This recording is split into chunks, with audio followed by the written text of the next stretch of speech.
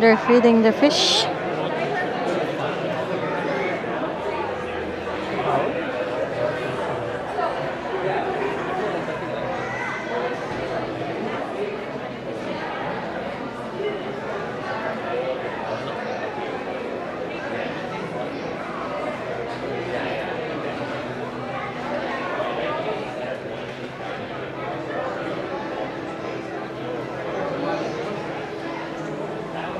They're feeding the fish right now.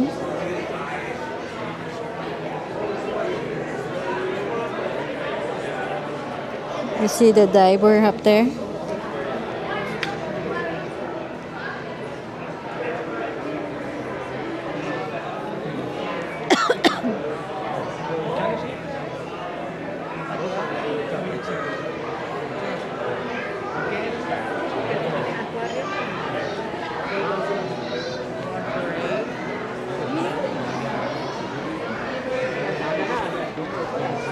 Well, hello once again everybody and welcome to the Monterey Bay Aquarium and to our kelp forest exhibit. For those of you just joining us, my name is Zach, I'm an naturalist here at the aquarium. And as you can see, I have two divers getting in position behind me because they're going to be doing a kelp forest feeding session.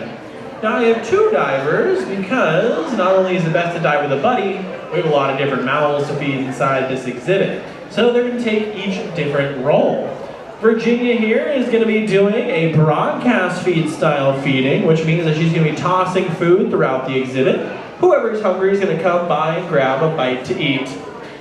Bree on this side though is going to be hand feeding, so a little bit different than our broadcast feeds, because she's going to be hand feeding our leopard sharks and our California sheephead. And for those of you wondering what's on the menu today, we have some tiny bits of krill, chopped up baitfish and squid. We have shrimp and full squids on this side with our leopard sharks, as well as the occasional vitamin cube, clam tongue, other seafood items. So they're eating a nice rich seafood buffet. Anybody else here a seafood fan? I know it might be weird to say in an aquarium, that's okay, none of the animals can hear you. Plus, they're all seafood fans themselves. And we're actually going to talk a little bit more of that seafood later on in this program. But by doing this, by doing this broadcast style feeding with our animals, we're making sure they all have a choice if they want to come up eat or not. And by having our divers, we'll see if he takes it. Oh, not feeling it yet. That's okay, they ate earlier today at 12:30, as well as the metabolism of these leopard sharks is based off water temperature. So the colder the water, the less likely they are to partake in these feeding programs. So we'll have to wait and see. We'll always offer that food if it's up to them if they want to take it or not. Now looking at these leopard sharks, you can see though that their mouths are located on the underside of their body. And that's because they're going to be hunting for food in the sand. Perfect view right here, coming right up the window. You really see that mouth underneath. So you'll see when they come up to our divers, they'll take that food underneath their mouths. It makes sense when you're hunting for food in the sand to have your mouth where your food is. That's also where this coloration comes in handy for our leopard sharks. It gives them that namesake, these spots that they have along their back. But that spots also helps them blend in with the sunlight that trickles through the canopy of the kelp forest when they're hunting out on the middle of the sand. Ooh, sounds like you took it that time. And is anybody here worried about us hand feeding our sharks? Got a few hands, that's totally okay. I know you hear sharks and you're thinking these giant teeth and these big hungry mouths. Well, our leopard sharks, their teeth actually feels more like Velcro than anything else. They don't have really strong jaws or sharp teeth. And that's because they're eating invertebrates, things without backbones, like shrimps and worms. So they don't need big teeth to be able to grab onto those prey items. So sometimes they'll occasionally get our divers' fingers or whatnot. It's more of just they'll stick to it than any damage is caused. One animal inside the exhibit we do want to keep our fingers away from though is right here behind me, coming around on the right side of the exhibit, our California sheephead. Now that's our male right there. You can see with the black head, black tail, got that nice orange band in the middle. They have much, much stronger jaws. And that's because they're going to be crunching into crabs and purple sea urchins. So they need that strong jaw to get through that hard shell. In fact, if you get up close today, you might even see the teeth inside their mouth. Now you may notice though, you're only going to find one male California sheephead inside this exhibit. Though there are a few females. I'm gonna see if I can point any out for you. We'll see if they come on by, but otherwise, oh, just kidding, didn't want that one at all. Oh, rockfish took it instead. Now, for our leopard sharks, they don't need to eat every single day. We'll offer food, but for shark species and other fish species, they can go quite a few days without eating. Now, we won't make them do that. Instead, we'll try and feed them every day, but it's up to them if they want to take a part. Now, I am looking for our female California sheepheads. There's one right behind me, a little hard to see. They're going to be fully orange with the white chin, just like the male does. But you're only going to find one male because they kind of have a territory over this area. But what's really fun about our California sheepheads is they are all born female. And over time, they will transition into being males. But the rate of that transition depends on if a male is already present. That coloration you see, that orange, black, and white, actually prohibits the other females from transitioning. So that's why you'll usually find one male in an area, but it's also very advantageous to be able to do this transition, because if that male was to ever die off, swim away, maybe he's fished or hunted, you'll then have another male present in that ecosystem to be ready when it comes to mating season. Now, we do have a lot of other mouths to feed inside this exhibit. We have small mouths like our senoritas, which are up more towards the top of Virginia here. They're the long orange fish. They have much, much smaller mouths. They're eating that krill. And they have those small mouths because they're considered cleaner fish out in the wild. They'd be eating dead skin cell and parasites off off bigger animals like our leopard sharks, California sheepheads, or the largest example inside this exhibit, which is our giant sea bass, who's been circling around at the top quite a bit. So we'll see if they make an appearance here today. On the reverse side, we have animals which are much larger mouths, like our rockfish. Now, I don't know if you've noticed, but this rockfish, I don't think has moved the entire feeding session. And that is totally normal for a rockfish. We do get asked here at the aquarium quite a bit, is that animal okay? Is it alive?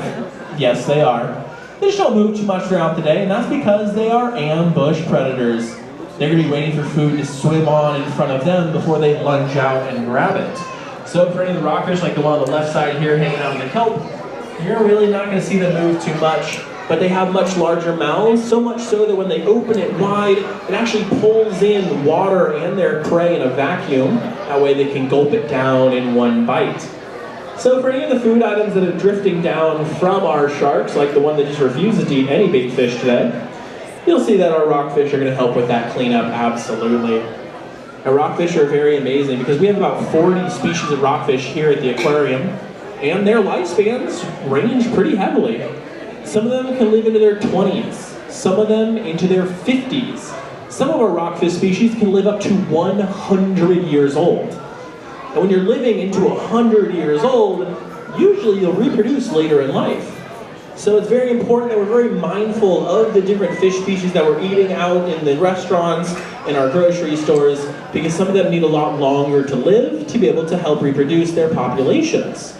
So to make sure that we're all eating that sustainable seafood, for all my seafood fans raise their hands. Oh, ate half of it and decided no thank you. We do have a program for you. We have our seafood watch guide. It works in a stoplight fashion, with green being go ahead, red being let's avoid, let animals have a chance to recover. So for my seafood fans, if you'd like to pick one up or use our website, seafoodwatch.org, we have some at the membership and tourist desk, information desk, and that's going to be your best chance to be able to help a lot of these wild seafood populations like rockfish, and make sure that we can continue to have them out in their ecosystems. Now, I usually don't mention it during this feeding program, but I've been watching it for the past 5-10 minutes or so, and we do have a sea star that is slowly, Mission Impossible, climbing up the side of our exhibit. Now, they started all the way down at the bottom, and they're slowly making their way up. What's really neat about this bat star is we never placed it inside the exhibit. We have an open water system here at the aquarium, which means we can pull in fresh seawater directly from the bay. You'll see 2 yellow buoys out there. If the fog clears, we'll see. But otherwise, we can bring in 1,500 gallons of water a minute directly inside the aquarium. The first stop is right here in the kelp forest. And that's very important for us. See that rockfish mouth, giant rockfish mouth eating that little squid? That's very important for us because this is real life kelp on exhibit, and it needs a few things to survive. For one, it needs lots of wave action, which is why we have a wave machine on the left side. Now it's off right now because we have divers inside the exhibit. Once it's on, and you'll come back a little bit later, you'll see the gentle sway of our kelp forest back and forth.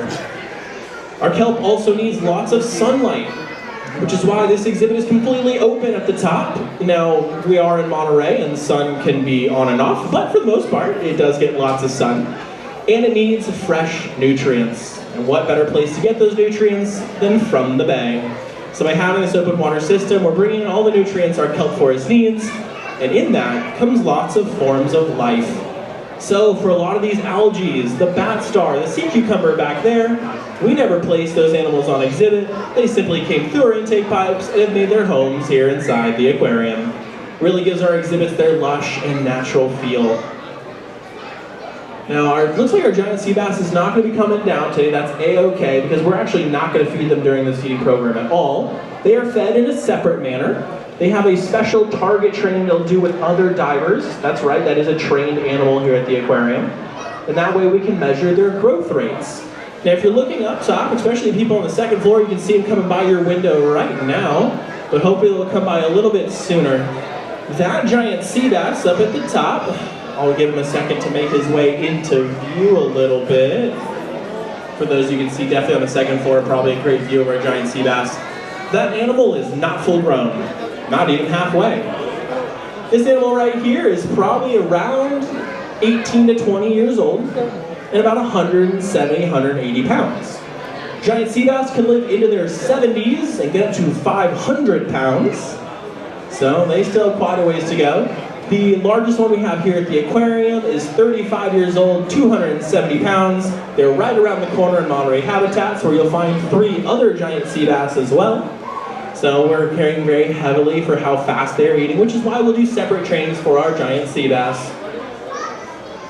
And there are a lot of other animals that are taking part in this feeding program. It's really difficult to mention them all, but it looks like we're finishing up pretty well on our broadcast feed. All those animals have taken a nice bite to eat.